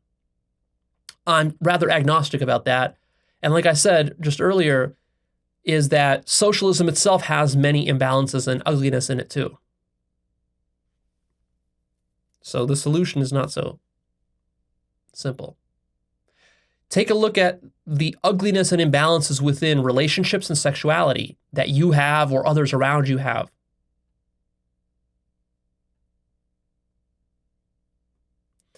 Take a look at the imbalances in the consumption of entertainment and media, for example, video games and mindless forms of entertainment. Take a look at the imbalances with a lack of socialization, being shy and socially awkward, not being able to talk to girls, inability to get laid. Those are some ugly imbalances. And all the ideologies that arise because of that. The MGTOW movement, the incels, the black pill, the red pill, all that kind of garbage.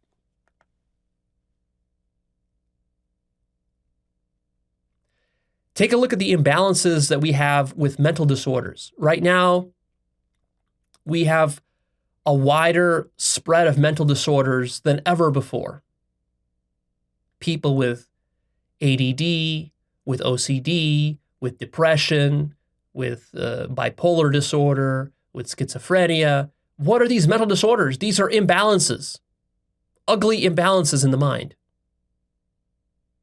And a lot of these are fed by ugly imbalances in our culture and also ugly imbalances and pollutants in our food supply. You see, it's like a perfect storm of all these coming together. These mental disorders aren't just coming from one place, like autism as well is on the rise, various kinds of cancers and so forth, diseases of the body. And also, honestly, a lot of mind cancers, diseases of the mind in terms of ideology. We have a lot of toxic ideologies out there right now, various kinds of cults. What is a cult? A cult is an ugly imbalance. What is a conspiracy theory? It's an ugly imbalance. Take a look at your mood swings, your emotional mood swings. See, your emotions are out of balance. If you have a messy, sloppy life, you have a sloppy living condition, you don't clean your room, as Jordan Peterson tells you, where's this coming from? This is coming from imbalance as well, and it looks ugly. Literally, your house and your room looks ugly because your mind is so imbalanced that you can't even balance the physical objects in your living space.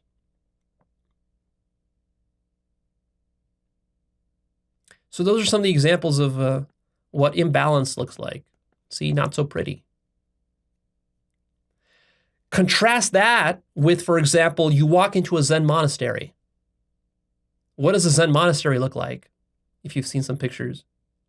It's this pristine, ordered, simple, minimalist, clean environment with, simple trees and some flowers and some rocks, and they have those sand gardens. That's the sort of stereotype of Zen that we have. What is that? The aesthetic of Zen is an aesthetic of harmony and balance.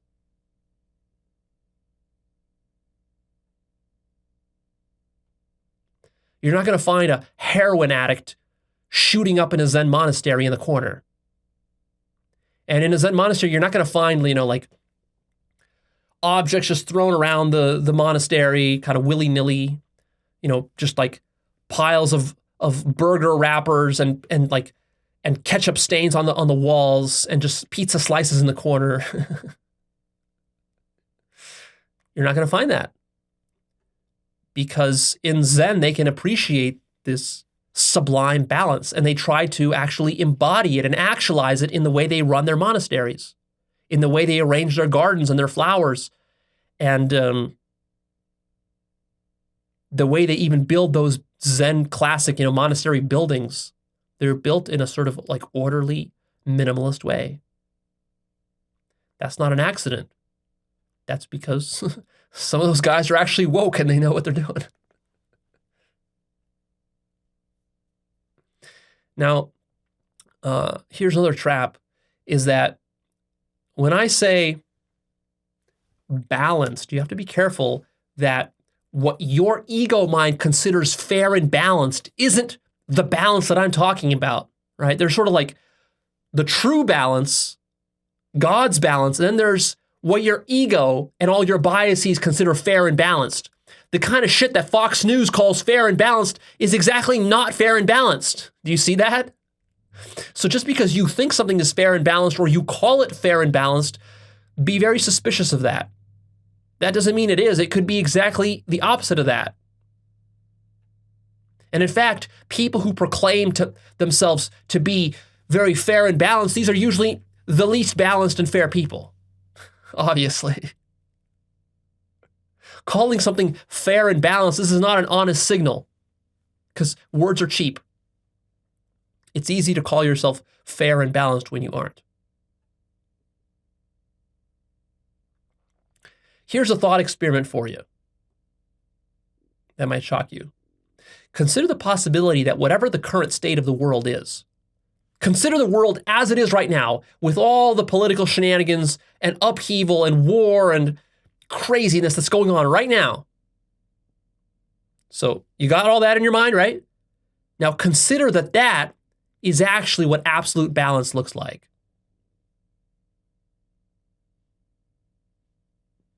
Ta-da. And they might say, but Leah, what? No, that's not possible. We got the war in Ukraine, and we got Donald Trump doing crazy shit. And after all, Leo, you say Donald Trump is a devil and all this, so how could that be balance? That's not balance. We can only have balance after Trump is dead or something like that. No. The shocking point is that Trump, with all of his shenanigans and all the wars in the world, that is what balance looks like. That's absolute balance. That's meta balance. That's infinite balance.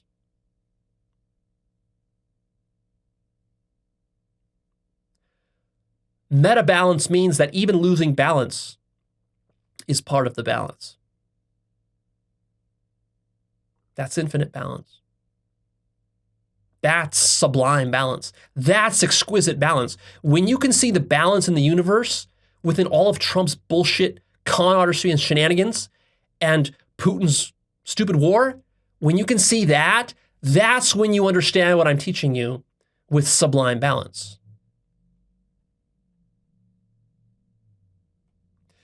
Be careful here, because the fool easily tricks himself into thinking that he can rebalance a complex system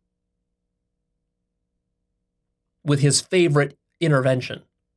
And a lot of times that ends up backfiring. In systems thinking, what One of the first things they teach you in systems thinking is that systems are very complex and counterintuitive, and they behave in tricky ways, and that a lot of times the intervention you think that's going to improve the system actually makes the system worse, makes the problem worse.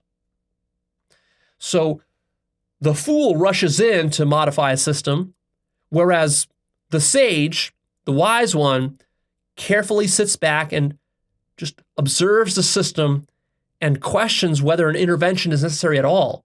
Sometimes the best way to manage a complex system is not to intervene. That requires wisdom. That's counterintuitive. Usually, wise interventions in complex systems, they're subtle. They're gentle. Whereas foolish interventions are gross and rash. They lack the necessary nuance. And that also is something we're seeing in our political system right now, is we're seeing a lot of gross and rash solutions to very complex and nuanced problems, which doesn't tend to solve the problems, but just multiplies them. Here's some practical applications from this episode. Areas where this idea of balance applies so well. Look at this. Balance between saving and spending money. Now, these applications, this is where all the abstract stuff becomes very practical. Look at how practical this gets. Saving versus spending money, that requires balance. Working hard versus enjoying your life, that requires balance. Working versus resting, that requires striking a sort of dynamic balance. Theory versus practice, that requires exquisite balance. Education versus doing business, that requires balance. You can have too much of one or the other. Pursuing survival needs versus spirituality, that needs to be balanced. I know a lot of you guys are struggling with that who follow my work. Or how about solitude versus community? That requires balance.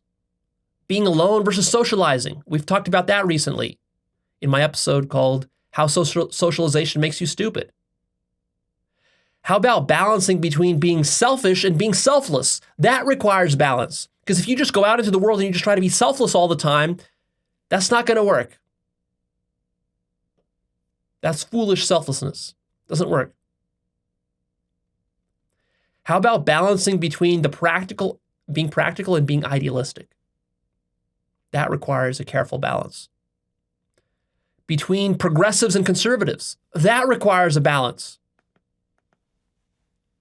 How about emotions and reason? That requires a balance. Left brain versus right brain requires a balance. Being open-minded versus closed-minded, that requires a balance. Being serious versus being playful requires a balance. Chasing after success versus doing good for mankind, that requires balance. Realism versus idealism requires balance. The masculine versus the feminine in you requires balance. Masculine compassion versus feminine compassion requires balance. I have a very old episode about the difference between those two. How about balancing between telling the truth versus holding back the truth out of compassion? That requires balance. Balancing between material and spiritual pursuits.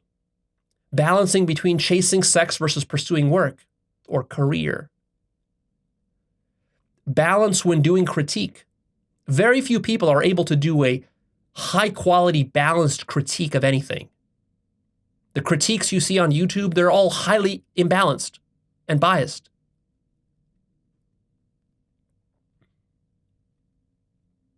If you want an example of a balanced critique, go check out my episode called Understanding Jordan Peterson, where I try to do my best balanced critique of Jordan Peterson. Notice how different it is from most of the critiques you see on YouTube of Jordan Peterson, which are very imbalanced. And I'm a big critic of Jordan Peterson.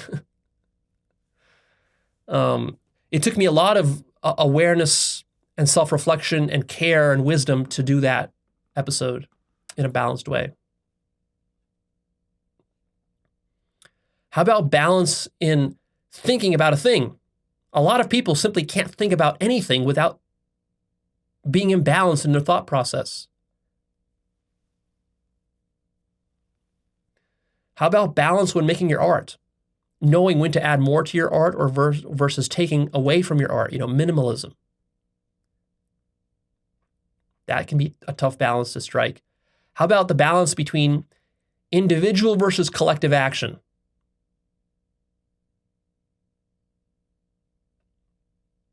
A lot of people struggle with that one, including Jordan Peterson. Balance between the outer exploration of reality versus the inner exploration of reality, by which I mean you can go out and travel the whole world, adventure to all the countries in the world. That would be outer exploration of reality. You can go skydiving and dirt biking and skiing. That's outer exploration of reality. But what about inner exploration of reality? Exploring your mind through psychedelics, meditation, and spiritual work. How do you balance those two? How about balance between the spiral stages? Check out my series on spiral dynamics to learn more about that. But those of you who are aware of those stages, I see a lot of people struggle with balancing those stages.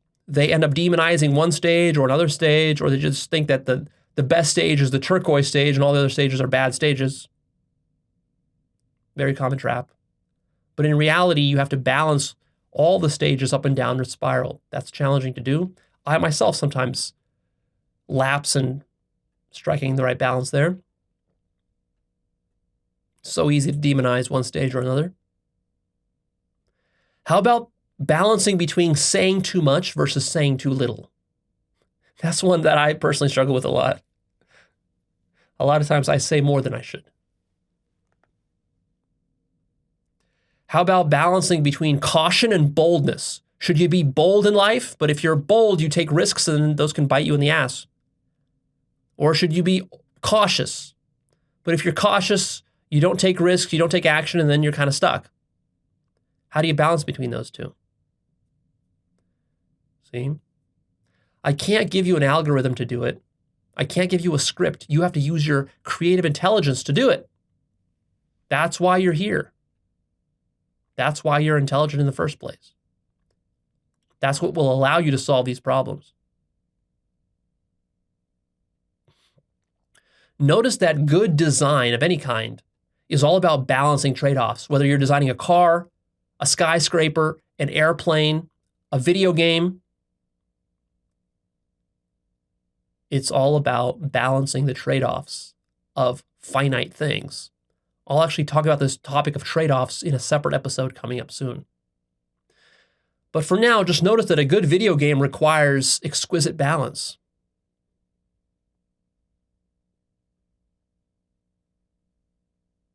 And how do you balance a video game? You have to be very unbiased towards all the players in the game. Because if you have a favorite class or a favorite character or a favorite player in the game as the designer, and then you're going to create the game, design the game based on your sort of pet favorite. Let's say you're designing an RPG and you like the wizard class, so you make an overpowered wizard class. Is that good for the whole game? Is that good for the whole player base? No. That's a selfish game designer who's going to create a badly balanced game, and then people aren't going to like that game. See? So if you think of life as a giant, massively multiplayer RPG, God is the designer of this massively multiplayer RPG. Its job is to design it for the good of all players without any partiality, without playing any favorites. And that's exactly what God has done. It's the perfect game. Perfect with a capital P. And look at government. Governance, good governance boils down to balance. It's all about balance. Balancing the people versus the corporations, balancing different interest groups, balancing between different religions, balancing between religious people and secular people. All of this has to be balanced. This is why government is so difficult and so contentious and so polarized. Balance cannot be an algorithm because reality is infinite and consciousness is fluid. We're not dealing with a static thing here.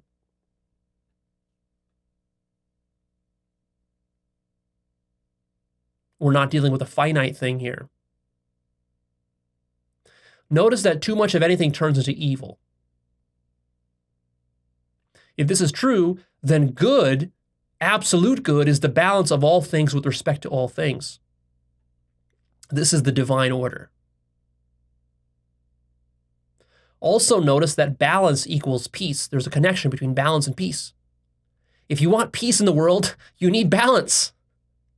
Because war, conflict, and struggle, these things are a lack of balance. These only happen when there's imbalances in society. Without this, war doesn't happen. There's a quote from Thomas Paine that I want to read to you, which goes like this, quote, "The balance of power is the scale of peace," end quote.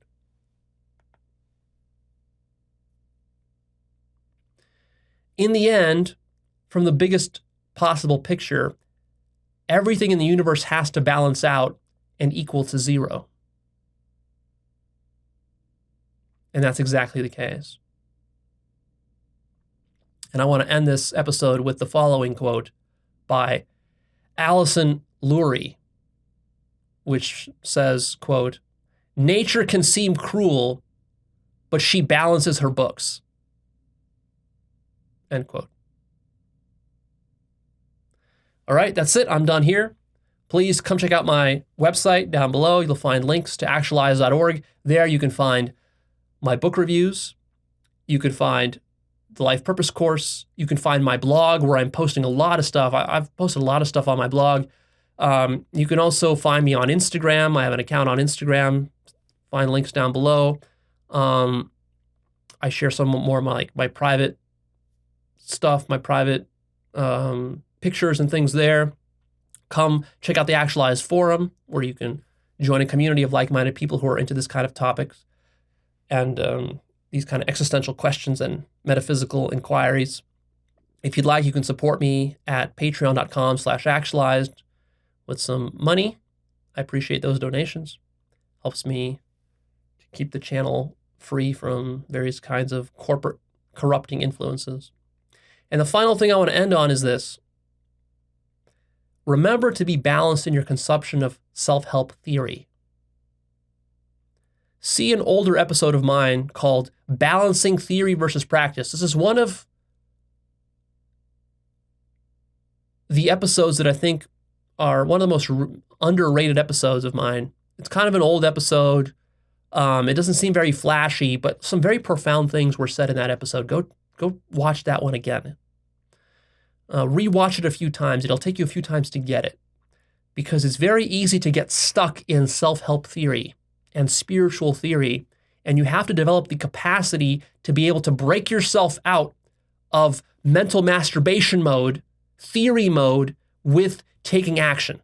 Use action to break yourself out of being stuck in theory. But paradoxically, stay tuned and keep watching because there's still more important theory that I have yet to teach you that will be coming in the next few years. I have over 100 new episodes planned. Some of these topics are going to be very profound and covering new material that I haven't talked about before. So the trick here is that you want to keep staying abreast of the theory, but don't get stuck in that. Make sure you're taking action on this theory in your life so that you're starting to see the fruits and the benefits. Stay tuned, and I'll see you in the next one.